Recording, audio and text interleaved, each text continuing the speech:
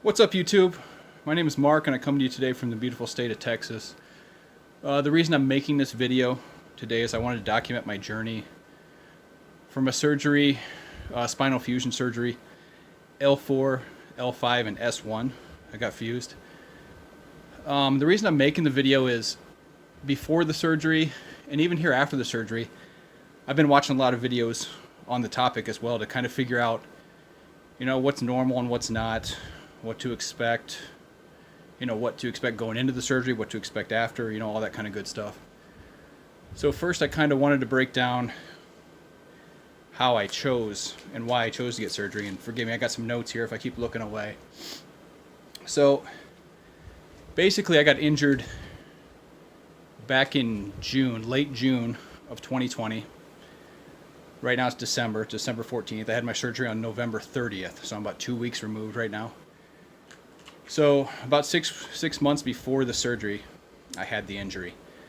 And I tried a bunch of methods that had worked for me in the past. I've had disc issues in the past. So I tried, my inversion table, what they call the McKenzie method, where, you do these press-ups on the ground and against the wall, stuff like that.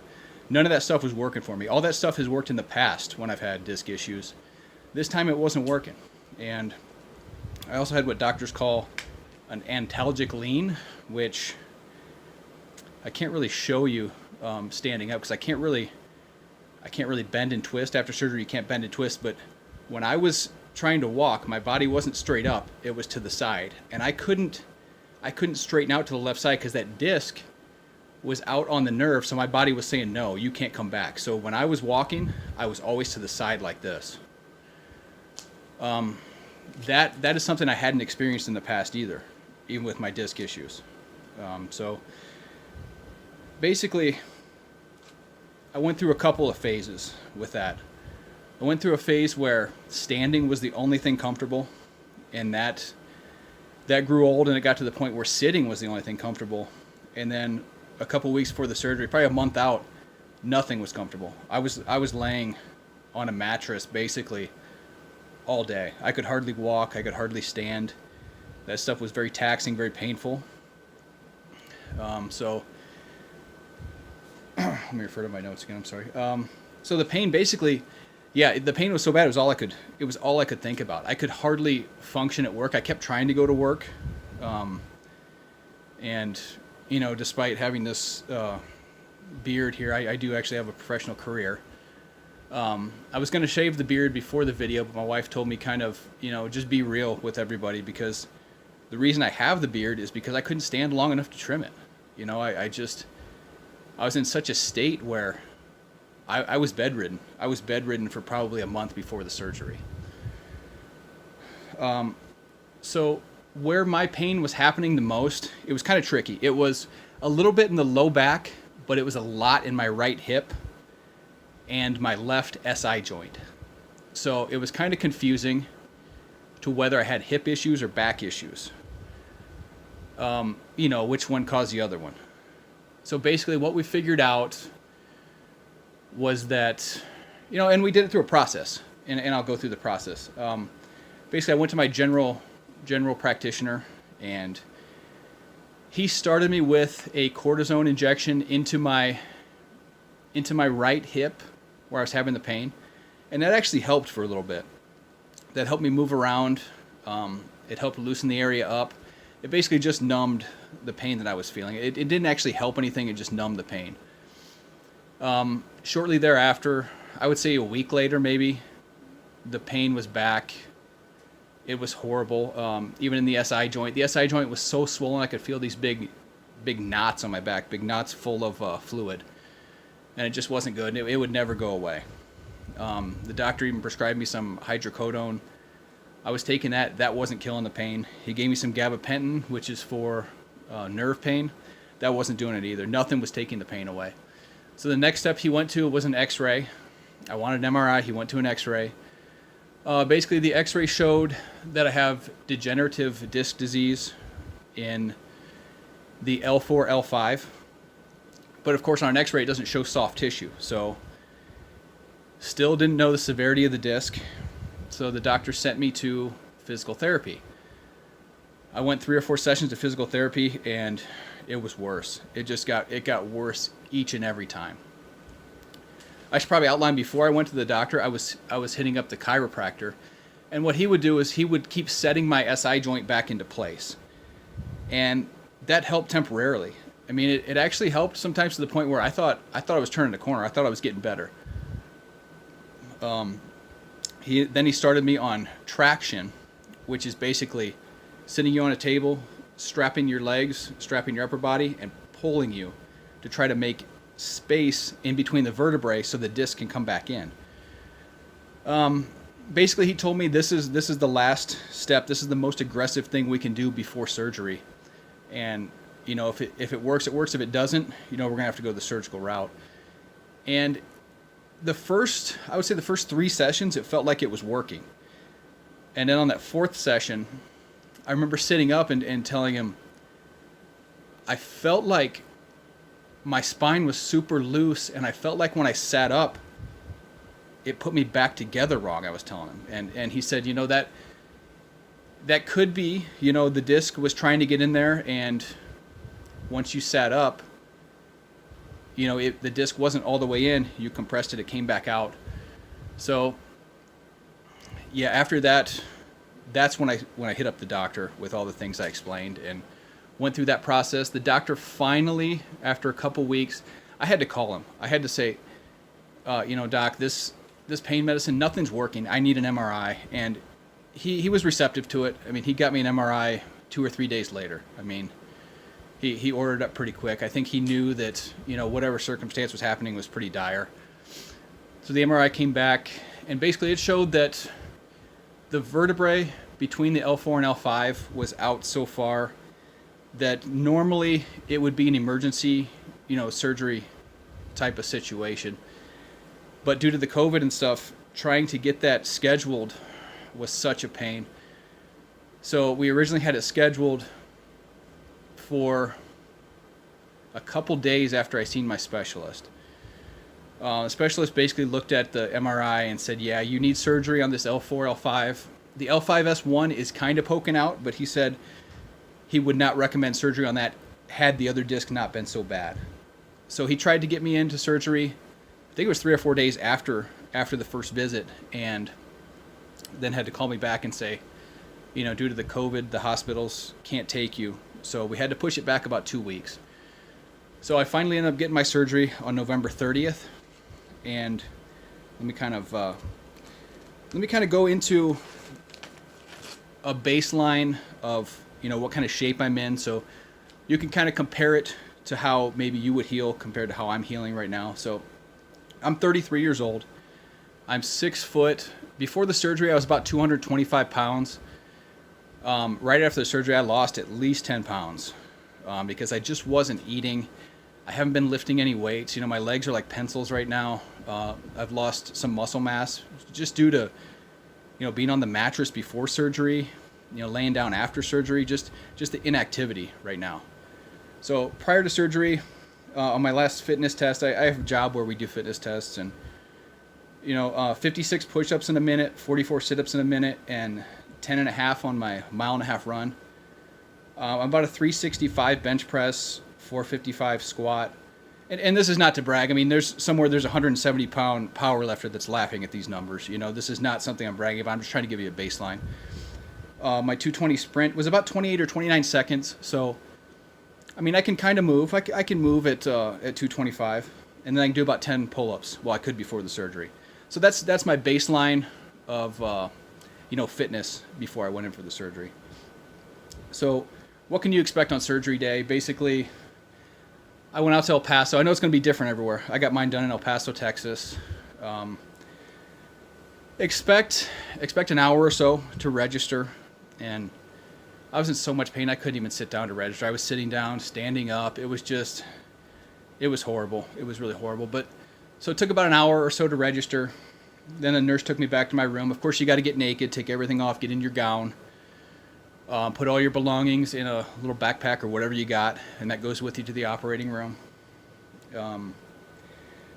Before I went into the operating room, the nurse came in, of course, gave me my IV, Then I got a couple of visitors. Anesthesiologist came in, the doctor came in, a few different nurses. A neurological specialist came in and told me that he was going to put some probes in my head, in my hands, and my feet to make sure everything was good with my nerves. I was kind of nervous about getting the needles in the head, but he said I'd be out when it happened, and maybe a little blood when I washed my hair, but I didn't experience any blood or anything like that. They took me to the operating room, and they started talking to me a little bit. Said, "Hey, we'll give you the stuff to put you down here in a little bit." And I think they kind of tricked me. They said they'd give me the stuff, and I think they'd already put it in the IV, because that's the last thing I remember. I was out. The next thing I remember is waking up in my hospital bed on basically what I'll describe to you as day 1 here. So when I woke up post-op, the pre-surgery pain was gone. I used to have nerve pain that would go down my left leg and basically go down my left leg to my knee. I could feel the pins and needles, stuff like that. And my left foot and calf the sensation was not like in my right foot. It was almost like I was wearing a sock or something at all times. It was just not, it was not there. I could still feel it, but the sensation was just not the same as the other side. That was gone. Everything was fine. So nerve pain, pre-surgical pain gone, but when I first tried to move, I felt the incision pain, which was horrible. The incision pain and the back stiffness. I was extremely, extremely stiff, and I wasn't comfortable laying anywhere. So as I lay there in the hospital bed, I'm just up, I'm not comfortable. They're giving me a pain medicine called Dilaudid, which basically was nectar of the gods. I mean, that took away all my pain. That took away all my pain and gave me about an hour of sleep at a time until they had to come back in. And they didn't give me a lot of it. They would give me the Dilaudid, then they'd give me a hydrocodone pill the next time it was time for pain meds to kind of make sure I wasn't getting all the hard stuff all the time. So, yeah, that first day, I didn't get a lot of sleep. I was watching a lot of TV, Fox News. I know just about everything about fraudulent votes you could possibly know. Watched a lot of ESPN. Basically, extreme pain at the surgical site, really stiff back, really hard to move.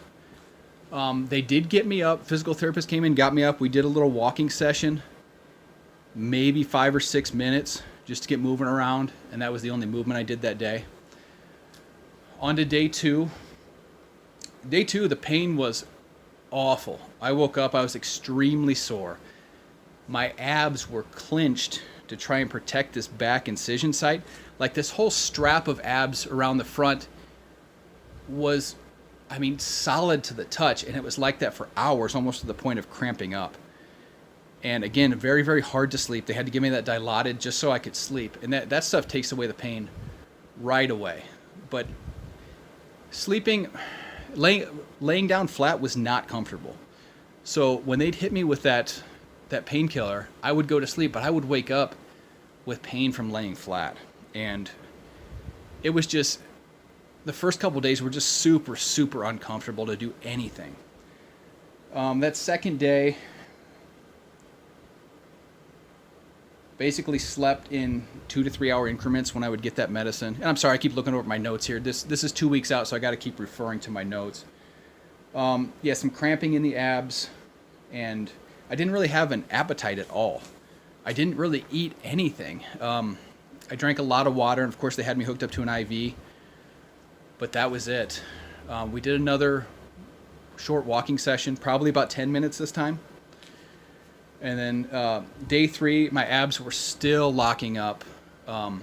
It was horrible. I just wondered if it would ever stop. It was very, very horrible. It was horrible pain. I actually managed to do 2 walking sessions on that third day. It was extremely hard to get up. From laying down to moving onto my side to maneuvering to where I could sit up to stand up, I would say 10-minute process. Horrible. It was horrible pain. It was right here at the incision site in my back, and it just felt like if I tried to push up, something was going to happen. It just felt like something was going to tear, something was going to rip. And eventually on day 4, I figured out that was not the issue. the pain's there at the incision site, but they've put metal in there. I mean, there's screws and rods in there, so it's actually very stable, although it feels like you're just going to fall apart if you try to move. So day 4, let me flip my notes here. Day 4, the ab tightness kind of went away. I would still feel little, little pulses in my abs here and there as they're trying to just get used to whatever happened, but they weren't locked up and they weren't tight the entire time like they were before. So like I said, I started to realize that this incision pain is going to be there no matter what I do, so I just got to do it. But I have to make sure I keep my back straight while I'm doing it. One of the instructions was no bending, no lifting, no twisting. So you got to fight through that pain to get up, but you got to try not to twist and try not to put your back in any compromising positions. So yeah, day 4 was the day that I was released from the hospital. So there's no walking session that day. Getting up from the bed to leave was slightly easier than before. It still took me probably 5 or 6 minutes to get up. And then I had kind of a lengthy ride home. We had a van with all the seats in the back down and a mattress in the back. I was able to get into the van. It took me a little bit. I bounced around a little bit on the way home. And then by the time I got home with all those bumps, of course I was locked up again. It took me probably 10 minutes to get out of the van, onto my walker, into the house, and into my bed where I would lay for quite a while. So day 4 was a bad day. Day 5, I'm at home, I'm comfortable, so I feel a little bit better, got a little more sleep. And day 5 was the day. Day 5 I finally pooped. And that's a big thing. Like, you don't know if you're ever going to poop again. When you take these medicines, these pain medicines and the anesthesia, and it just clogs you up so much that you don't know if you're ever going to go to the bathroom again. So day 5 was the day for me. Some people may need stool softeners or something like that. I turned out to be fine, thank God. And sitting up from a laying down position was still extremely tough. I did do 2 15-minute walking sessions just in my house with the walker, just to try to stay moving. Sleeping was bad still. Still trying to piece together sleep a couple hours at a time. And, on to day 6. Day 6, I woke up probably in the most pain I've ever been in. It was horrible when I woke up. And maybe that's from the 2 walking sessions the day before. Horrible when I woke up. Once I started getting moving, I was more comfortable sitting up. It was a little bit easier. It still took a couple minutes to get up. Walking was a little easier. Things started to get a little easier day 6. It was just waking up was horrible. After that, it wasn't too bad. I actually did 3 15-minute walking sessions on day 6, and I took a shower, which made me feel super comfortable. It was the first shower I had since the surgery. They say 4 days, after 4 or 5 days, you can remove your dressing, but to take a shower, you got to tape like some plastic or something over the incision, kind of keep it dry. So day 6 was the shower day, and that was super comfortable. That was super awesome. Felt like I was starting to turn a little corner here. Day 7, woke up feeling the best that I felt, at any point. Getting up from laying down was much easier. It was no longer a 2, 3, 4 minute process. It was like a 30-second process now. And it was something I could kind of do on my own without my wife's help. Before, I'd have to have my wife hold the walker next to the bed, and I'd have to grab onto the walker, kind of pull myself up, put this elbow against the bed, raise myself up. It was a whole process. And now I kind of roll on my side, get my elbow down, raise myself up, and didn't need a lot of help on day 7. On day 7, I started sitting up a little bit more. Right now, this is day 14 that I'm coming at you. I'm sitting up. It's a little bit uncomfortable, but day 7, I started sitting up. I ate 2 meals sitting up, actually. It was more uncomfortable than it is now. It was uncomfortable on my left side because, like I said, I had that lean for several months, and, that threw my muscles out of whack. It threw everything out of whack. So sitting up, my left side was kind of painful, but I actually sat up for a little bit, ate a couple meals. It felt pretty good. My bowels were pretty normal at this point. From day 5, I was kind of having a bowel movement every day from there. So things started to normalize. Let me see. On day 7, I started having some adjustments in my pelvis and back. When I'd move around, I could feel the little cracks and pops as everything was adjusting, which to me indicated that my muscles were actually kind of loosening up. You know, they were loosening up and allowing everything to kind of get back into place from, you know, that lean I had for so long. I had thrown my body so out of whack that it finally felt like it was starting to fix itself. On to week 2. I'll kind of throw out some notable things week 2. Day 8, I did 2 15-minute walking sessions without my walker. So I kind of felt a little tightness in my back just at the incision site, but I was able to walk for 15 minutes, you know, with no issues at all without the walker. You know, of course, I walked here in my hallway where I had the hall to kind of push on if I needed it, but I didn't really need it. So I was able to walk without the walker. Day 9, getting up from bed, super easy now. It was something that I looked forward to. I could get up and walk, do it all by myself. If I needed something, you know, a snack or whatever from the kitchen, I could get up and just get it myself, and it wasn't a big deal.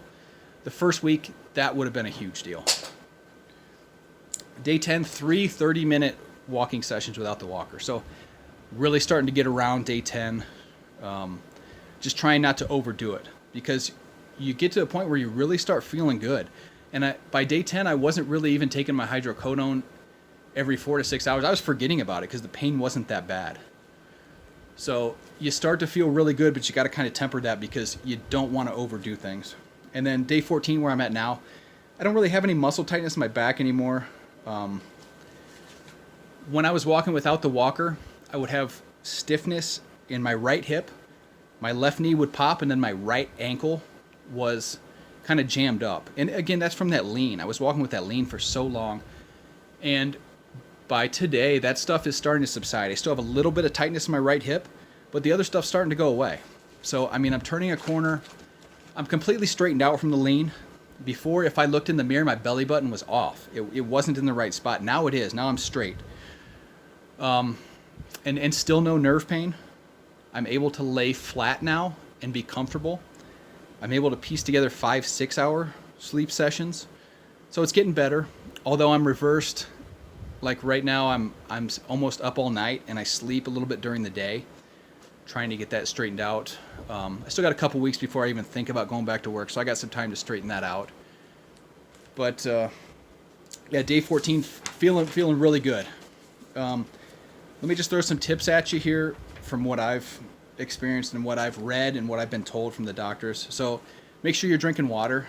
I've been drinking water all the time, getting up to pee every couple hours because I'm drinking so much water. You're going to need protein and you're going to need calcium to heal.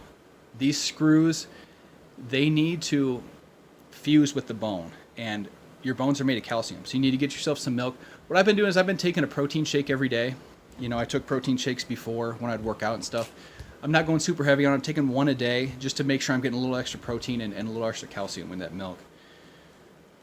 I would say even though you feel like you're in pain, you may need some comfort food, stuff like that. Try to eat something healthy. Try to get some fish. Try to get something that's anti-inflammatory in you, not just a bunch of sugar. You know, I know sugar makes you comfortable, but it also inflames you. It also, helps your body swell up instead of taking the swelling away. So just try to get something healthy. And I know it's hard sometimes. And if you need the pain meds, take the pain meds. You know, some people get off the pain meds right away, and for fear of getting addicted, stuff like that. If you're actually in pain and taking the pain meds, you're not going to get addicted. That's my stance on it. I've been taking them as needed now. From what I have left, I probably have 9 or 10 pills left, and I probably should be out. So I've missed some of the pain meds because it just hasn't been that bad, and I forget about it. I would also tell you, I've seen some YouTube videos where, 2-3 weeks after the surgery, guys are out working in their yard. They're out doing different things, and I would just be cautious with some of that stuff. It could be misleading, or it could be somebody's just healing a lot faster than you. I would just take it at your own pace. Use what I'm throwing at you as a guide, not as gospel. Because like I put my fitness level out before. You may be way higher, you may be way lower. You know, I don't know how you're going to heal. So take this as a guide, you know, and depending on your situation.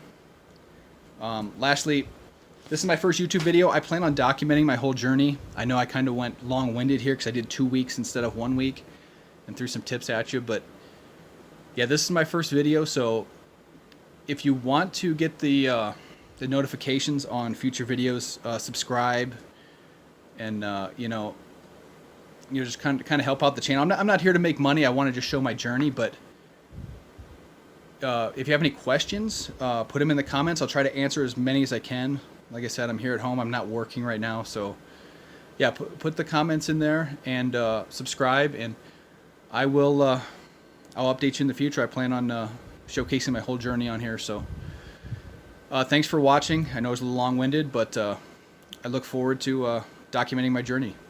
So thank you.